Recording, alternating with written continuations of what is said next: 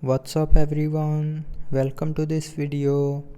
In this video I will show you how to fix the screen that is too dark in Galaxy S25 Ultra. So first of all, open settings.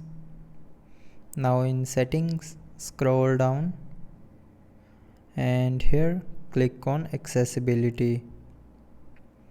Now in accessibility, click on VN enhancements and then scroll down, and here you will see a extra dim button. So tap on this button to turn it off. So when the extra dim button is turned on, your screen will get too dark. So turn off this button to fix your screen color. So that's how you can fix the screen that is too dark in Galaxy S25 Ultra. So I hope you liked the video. Thanks for watching.